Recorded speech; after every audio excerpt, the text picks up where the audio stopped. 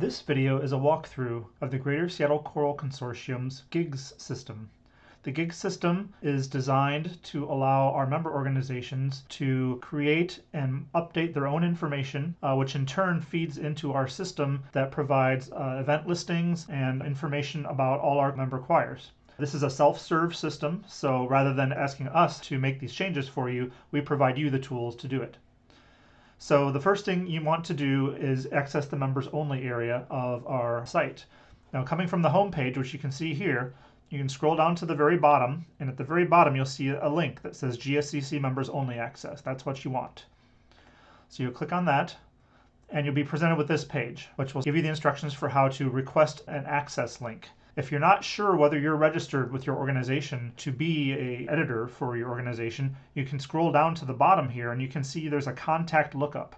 And what you can do is you can select from this menu your organization, and I'm going to click on it now, though it won't show up in the recording for some reason. But if I select, for example, Summer Fling Singers, which is my group, I click that and it will show a list of all the registered contacts for that organization.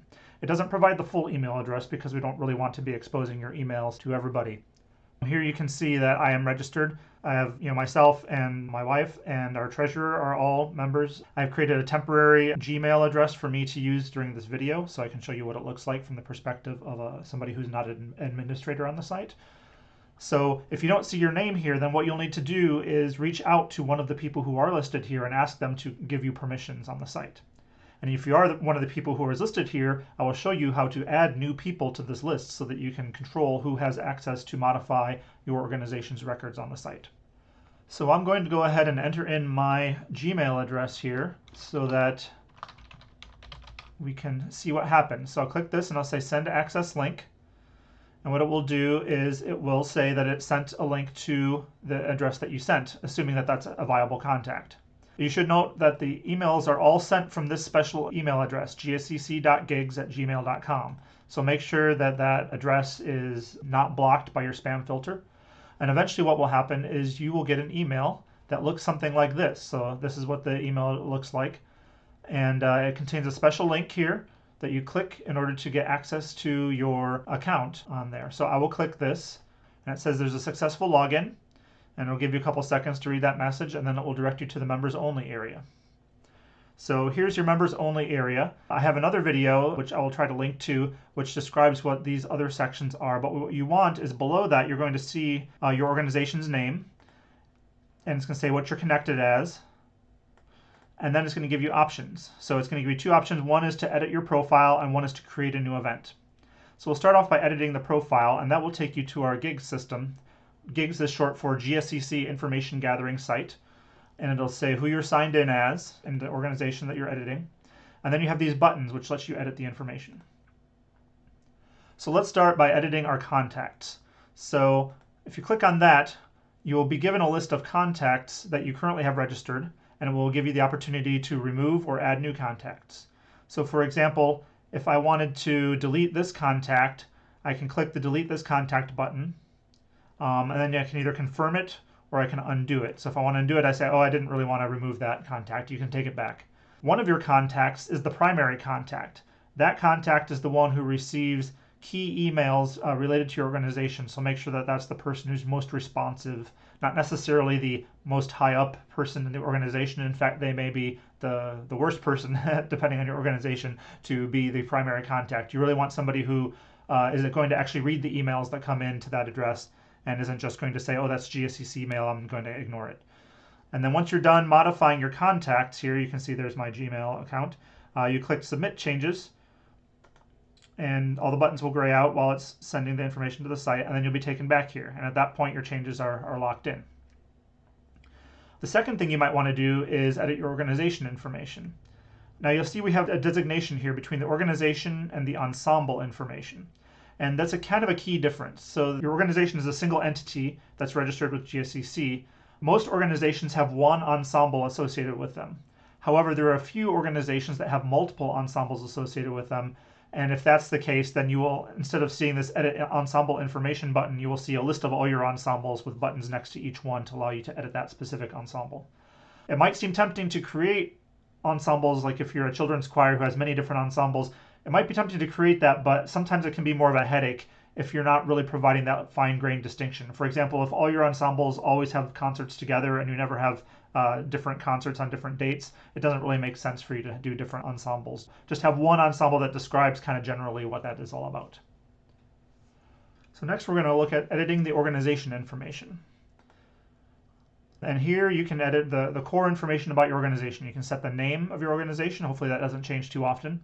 You can choose which region of the area you are. We kind of divide the area into the Seattle City area and then areas north, south, east, and west of the city. So kind of pick the most appropriate one there. Give your mailing address and your phone number. The mailing address and phone number should be for your organization as a whole, not any person in there. So, this is sort of your business address and your business phone number. Underneath that, you're going to have an electronic contact section. This section lets you provide electronic locations for reaching your organization. So this should be like a general email address, not a specific person. I mean, obviously, if that's all you have, that's what you can put in there. But it should be sort of your general information request email. Link to your website. If you have a Facebook page, link to that. If you have an Instagram ID, your Instagram ID should go here.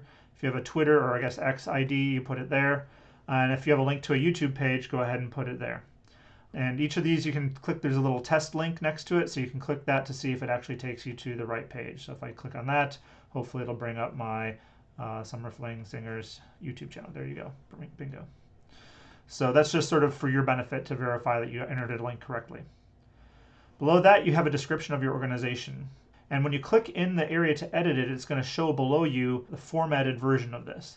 There's a few basic formatting things that you can do within here. Anything you type that looks like a link or an email address is going to automatically get converted. So as you can see, I entered an email address, the info@summerfling.org here, and if you look down at the bottom, you'll see that got converted into an email address. So you can now confirm that that's doing what you want. You can also do things like to make something italicized, you can put slashes around it. So here I've put 2 slashes around the beginning and 2 slashes at the end, and that whole section in between will get turned into italics. And the same thing goes for boldface. You can put 2 underscores on either side of what you want to do, and that becomes boldface. That's all the editing we really allow in these. The idea is really just to provide the basic information, and you can see below what it's going to look like when it's converted into more formatted things. And below that, you can select your logo. The logo should be a high resolution image. These are designed to be shown at high resolution. We may do other things with it, including it in our marketing. And so you should find the best quality, highest resolution you can. Ideally, it's a PNG file, not a JPEG file, because most logos are line art, and that looks best when it's provided as a PNG file. However, if all you have is a JPEG file, as long as it's higher resolution, you're good. We put a limitation that it has to be at least 400 pixels in the shortest dimension, which means it can be 800 by 400, but it can't be like 400 by 200 because 200 is your shortest dimension. So try to make things that big. Also, please try to crop out as much white space as you can around the edges. It should really be cropped up as close as possible around the logo itself. So once you've made your changes, if you don't have a logo, you can click this Generate Default Image, which I'm not going to do now because I don't want to overwrite my logo, but then it will just generate a little GSCC pattern with your name overwritten on the top there. And you can use that if you don't have a logo, and just sort of a generic thing so that you at least have some graphic there. Once you're all done, you click Submit Changes, and all your changes will be submitted, and they'll be reflected on your members web page. So I'm going to go ahead and do that. Next, we're going to talk about the editing your ensemble information. Now, your ensemble information, again, could be for your single ensemble, which is the most common case, or it could be for each individual ensemble that you have. This information is a lot more artistic related to how to join, where you rehearse, that kind of thing, your dues. The reason we ask for all this is because all this information feeds into our choir finder tool, and if we have more information about your choir, then that will help people identify your choir as a good place to sing for what they're looking for. So the kind of information we're looking for is your artistic director name, the year that you're founded, so that we can celebrate your anniversaries. That's sort of a goal. And so when your next 5-year anniversary is, and this lets you select between calendar or academic years. Some choirs are formed and work more on a calendar year, some work on an academic year. You'll have options in this pop-up here to kind of say, okay, well, my 5-year anniversary is going to be this calendar year or this upcoming academic year. And then every 5 years, we can consider that an anniversary for you. The ensemble size is kind of enter your typical number of singers in the ensemble. This is an approximation. It doesn't have to be precise unless you're super small, in which case you might want to be more precise. For your ensemble type, again, these pop-ups are not going to show up, so I'm going to describe them to you. Your options here are adult choir, youth choir, or senior choir. So most people are going to be adult choirs. However, if you are a youth choir, that's there. And we do have at least one senior choir member that's focused on singing specifically for seniors. For your ensemble gender, you can select either mixed, all male, or all female.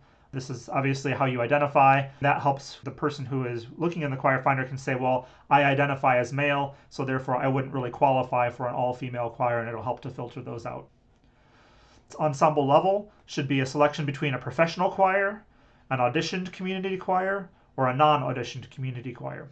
And this helps people if they want to find, a non-audition choir to sing for, or specifically an auditioned or professional choir. In addition, you can provide details about your audition process or your qualifications necessary for joining, and that'll be displayed below the information on your member page. You can also select a category for your ensemble. Most people probably don't have a particular category that they're in, but we do have categories, for example, for barbershop choirs, for show choirs, jazz choirs, heritage choirs. Anything else just kind of goes this none apply because you're not a specific type of choir, you're more of a general choir. And then again, you have a seasonality section here, which tells you which seasons you actually participate in. If you're one that only goes during the academic year, you might check fall, winter, spring, and leave summer unchecked. In this particular case, we're a summer-only choir, so I only have summer checked. The next section deals with membership, where you rehearse and how much your dues are. So the idea is to put a dollar amount for the amount that people generally spend per year to participate in your choir for a full year. Some people can be a little nervous to put this in there. I think it's important for people to know up front sort of what the financial impact is if they're going to join the choir and what's expected. You also have an opportunity below it to provide information about the dues. So for example, if you have scholarships available, that'd be a good place to put that. That kind of helps take the sting out if the dollar amount seems a little high to prospective choir members. Or if there's a per program fee or any other kind of fees that are mentioned, is also worth putting in there. There's a big pop-up that'll let you select which venue you rehearse at. And if you don't see your venue in here, you can click New Venue and go to our venue editor and actually add a new venue there. Hopefully by now most venues that are common are in here, so you'll probably find it in there. So definitely spend some time to look around and make sure you can find it in there. Rehearsal days. If you have a specific rehearsal day, I'd check it here. If you don't have any particular rehearsal days, because they vary, I'd leave them all unchecked. Specify your rehearsal time if you can in 15-minute increments. And then there's a section up below where you can provide details for your rehearsals. So for example, for our group, we don't have a particular date. I kind of indicate that this is done on a year-to-year basis in my details. You can have up to 3 photos for your ensemble. So you can just select an image or drag and drop one from your desktop onto this area here and it'll add it as an image. Again, we request images be reasonable size, at least 600 by 400 or 400 by 600 if it's vertical. That's just because low quality images just kind of reflect badly on the overall look of things. So it's always better to have good quality images. And you don't have to have more than one image. The key is to have one image. And ideally, it's not just a copy of your logo, that it's actually a photo of your choir in action or of a group photo, just so people can kind of get a look at what you look like and kind of a more friendly face to put on the choir. Once you have all that information changed, you click Submit Changes, and that will get registered into the system. Now, once you've made changes to the organization or ensemble information, I encourage you to click View Member Page, and that will take you to a view of what your member page actually looks like. If you're an administrator here, it'll actually have a button to edit, so that's kind of a useful thing. If you need to make changes, you'll see, oh, I just click the Edit button, and it'll jump right to the Gigs editor to make changes. And you can click Hide if you want to see what it looks like for a typical user. So you can see all the mailing addresses here. Your electronic contact information is here. The ensemble information is put right below here. You can see how the detail information fields are presented. So for example, we say we're an adult auditioned community choir, and then we have the detail information is printed here, kind of in italics, indented a little bit. For our rehearsal information, you can see how that's presented. You always have a link to your venue, which is nice so that people can see where that is located. Your description comes next. This is exactly as presented there, including the links that are hot. And then your ensemble photos are shown beneath there. So the only thing left to show you now is to create an event. So if you edit your events, you click here and it'll show you a list of currently active events, which will give you an opportunity to delete or edit them. Once an event has passed, we do not allow you to delete it because we want to maintain that historical information. It includes useful information like which venues you were at and that kind of thing. And so we incorporate that into some of our venue database information. So once an event has happened, you're not allowed to delete them, but if it hasn't happened yet, you are allowed to delete or modify your events. So let's create a new event. And you can see the first thing it wants is the title. So this is a new event. You'll probably have a more exciting title than that. That's great. If you have a subtitle for the event, put it here. So try to keep the title relatively short. The status field, mostly you'll leave that blank. However, because of COVID, we did add this, and this lets you set the event as being either postponed or canceled. And that way the event page still exists, so that if you've announced the event and then people go looking for that event, you shouldn't just delete the event. You should leave it marked postponed or canceled so that people can come to that page and say, oh wait, the event's canceled. I know what's going on there. It's not that it doesn't exist, which can be kind of confusing. The next field is the event type. From here, you'll get a pop-up that lets you select which type of event it is. The most common type of event you'll probably create is a concert. Concerts are primarily featured on our event page, but we also list other types of events there as well. However, those are hidden behind a little pop-up bar that lets you select which other types of events to look for. You can select here from options such as concert, festival, special performances, sing-alongs, fundraisers, open houses, auditions, master classes, and other types of events. And the idea here is that if you properly classify your events, then people will know what they're looking for. We do ask you to be honest here. Because of the fact that concerts are treated specially, it might be tempting to consider labeling something that's more of a special performance. For example, you're singing the national anthem at a baseball game. It may be tempting to want to get that to show up on the front page without having the user to click through, but we do really want to keep people focused on concert events on the main page, so please choose an appropriate event type here. If you're doing a collaborative event with more than one ensemble, you can add other ensembles, and this will actually prevent a pop-up of all the ensembles in the GSCC. So if you have another member choir that you're participating with, you can add up to, I believe, 8 ensembles if you're doing a big, cooperative event. So that's not super usual, but it does happen. And the nice thing is that then that becomes one event that's shared by all ensembles. And so only one person has to create the event, and you have consistent information about the event and consistent ticketing information. The event website. So many times each event that you have has its own website. So this is where you would put the URL for that in there. If you're not going to have a web page that's separate for the event, just click the middle button, which says this event won't have its own web page, and that prevents us from harassing you about it. As you may notice, once a month we send you a mail where we kind of audit your information, let you know if anything's looking funny, and we will remind you that you haven't entered a web page unless you've clicked this button or have specified a page down in this section here. So for now, we're going to say we don't have an event website created yet, and that'll mean that you'll get a reminder once a month until you put the information in. Ticket prices, you can describe your ticket prices here. It's a free form field. If you're free admission, I recommend you check the free admission. And if you have a free admission but you want donations as well, it's probably good to say that up front. Well, I think it'll be displayed as free while offering requested. So select your option there. And then you have a full event description here. As before, this is the event description. This works the same way as before. You can, italicize things and boldface things, and they'll be updated down there. You can add links, and it'll say, oh, that's a website. So now they've created a link to a website there. So ultimately, that'll be your event. And I'll show you the preview there. Image. So for most events, we encourage you to create an image specific to the event. If all you have is generic ensemble photos, I would just not upload anything, because we always do include your main ensemble photo on the event page. So there's no need to upload an image if you don't have one. But if you did create marketing images for your particular event, upload it here, and that'll help provide more pop to your event page. And then you have a number of instances. So the idea is, if you have a concert that has 3 or 4 times that you perform it, you create one event, and then you create the 3 or 4 instances of where you're going to do it. So each instance has a different date. So you click here, and you get a little calendar. So maybe our first instance is on Friday the 13th, and our time will be, this is a pop-up so you can't see it, but we'll see it at 8 p.m. And you select our venue.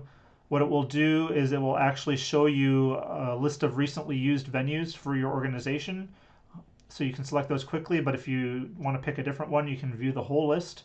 And then, so our usual venue is St. Margaret's Episcopal Church. You can also create a new venue here, as you could when you were doing a rehearsal.